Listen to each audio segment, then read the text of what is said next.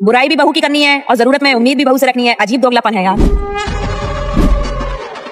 कभी तो अपना मूड अच्छा रखा करो यार, जब देखो तब चिड़चिड़ी रहती हूँ। कुछ औरतें ऐसे ही चिड़चिड़ी नहीं रहती। जिस उम्र में लोग घूमते हैं, फिरते हैं और मस्ती करते हैं, उस उम्र में वो डिप्रेशन, स्ट्रेस, तकलीफ, घुटन में जी रही होती है। वक्त दिया करो अपनी बीवी को, क्योंकि उसके पास तुम्हारे अलावा कोई नहीं है अपने दिल की बात करने को। माफी मांग ली है मैंने, पर तुम भी ना बस पुरानी बातों को हमेशा लेके बैठी रहती हो। देखो, किसी से प्यार करते हो ना तो कभी उसका दिल मत दुखाना, क्योंकि जैसे दीवार से कील निकालने के बाद उसमें एक छेद रह जाता है ना, ठीक उसी तरह किसी का दिल दुखाने के बाद चाहे 1000 बार माफी मांग लो, उसके दिल में एक छेद रह ही जाता है। थोड़ा समझदार हो जाओ, फिर सभी लोग तुम्हारी इज्जत करेंगे। समझदार मैं नहीं, आप हो जाओ। मैं क्यों? जिसके पति में समझदारी है उसकी पत्नी सुखी है। बाकी वर्षों तक व्रत रखने वाली औरतें आज भी दुखी है।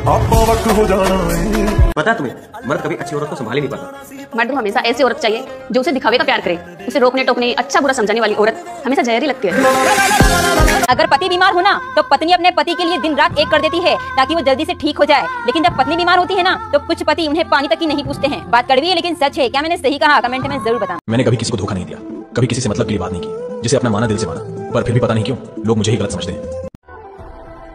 देवरानी जी, मैंने सुना आपके पापा ने कुछ भी दहेज नहीं दिया है। आपको पता है जो लड़कियां ससुराल में दहेज लेके नहीं आती उनकी कोई इज्जत नहीं होती है। मेरे पापा ने तो 16 लाख दिया है इन लोगों को, इसलिए देखो मैं कितना ठाट बाट से रहती हूँ इस घर में। जेठानी जी, मेरे पापा बहुत गरीब है, उन्होंने अपनी कमाई का आधा हिस्सा लगा दिया है मेरी शादी। आगे जो भी तकलीफ होगी मैं अकेली सहूंगी। अब मैं उनको कोई तकलीफ नहीं दे सकती। आपके पापा जैसे सबके पापा अमीर नहीं होते। मैं कोशिश करूंगी यहाँ सबका दिल जीत सकूं। बाकी मेरी किस्मत जो होना रहेगा वो होकर ही रहेगा। माँ जी, हाँ बहू, वो मेरी छोटी बहन को लड़का हुआ है, क्या मैं अपने मायके जाऊँ? बहू अगर तू अपने मायके चली जाएगी तो घर में काम कौन करेगा? अब बुढ़ापे में मुझसे तो काम होता नहीं है, जा काम कर घर में। ठीक है माँ। हाँ बेटा, मैं भाभी किचन में रो रही थी। तो माँ वो मायके जाना चाहती, तूने जाने दो ना। घर में काम कौन करेगा? माँ काम की टेंशन मत लो, मैं घर का सारा काम करूंगी। माँ कल को मेरे साथ ऐसा करेगी तो क्या आपको अच्छा लगेगा? बहू, बहू। जी माँ जी, आपने मुझे बुलाया? ये बोल रही थी जल्दी से तू रेडी हो जा, हम सब तेरे मायके चलेंगे। ठीक है माँ जी।